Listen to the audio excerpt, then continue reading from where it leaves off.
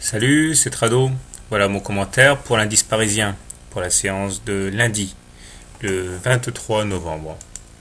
Alors la séance du jour s'inscrit dans la même veine que celle d'hier, à savoir que nous sommes partis pour une consolidation et le premier objectif de consolidation légitime a été touché, puisque nous avons à la fois percuté la moyenne mobile 20 séances et également le niveau de retracement de 50% de Fibonacci, quoi de plus classique, puisque nous avons été percutés les 3716.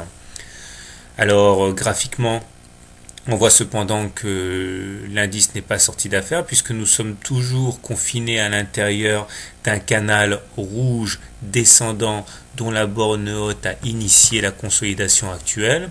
Et en même temps, nous avons toujours cette fourchette d'Andrews grise dont le ralliement de la médiane attirerait les cours vers les 3600 et quelques. Donc influence graphique baissière. À cela s'ajoute une dynamique technique qui tend à se dégrader avec un stock qui croît son signal à la baisse et sort de sa zone de surachat. Le momentum se démène pour ne pas franchir la zone de neutralité. Et le MACD, lui, reste au-dessus de son signal, mais à moins d'une progression assez importante lundi, devrait le casser à la baisse, ce qui serait assez problématique.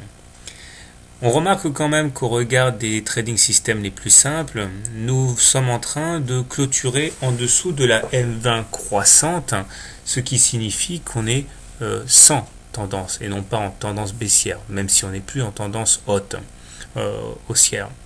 Alors, comment trader la valeur ? Je trouve que si vous voulez rentrer long en pensant que le scénario baissier devrait prendre fin, nous avons un excellent point d'entrée ici, c'est-à-dire qu'il s'agirait de rentrer le plus proche possible de niveau de retracement des 50% de Fibonacci, voire même sur les niveaux actuels, mais il faudrait sans doute mettre un stop loss en cas de cassure des plus bas d'aujourd'hui, à savoir vers les 3700 et quelques. Comme ça, le ratio gain-risque est très limité. Par contre, le potentiel de hausse est intéressant puisqu'il s'agirait ni plus ni moins que d'aller titiller le haut du canal rouge. Donc, bon ratio gain-risque. Ensuite, si on préfère privilégier la baisse, parce qu'on pense que la hausse est finie pour de bon, pourquoi pas ne pas tenter un ralliement du précédent support à 3549 ou un contact contre la médiane de la fourchette grise. Dans ce cas, on prendra soin quand même de mettre un stop loss au-dessus des plus hauts, à savoir vers 3875 ou 3876, voire même en cas de clôture au-dessus du canal rouge. Le ratio gain-risque n'est pas fantastique, mais il est quand même favorable, donc ça se tient aussi. Personnellement, je crois que même si c'est dangereux, je vais me laisser tenter par l'option haussière. Le stop loss étant très très proche, ma perte serait très limitée et le ratio gain-risque très alléchant.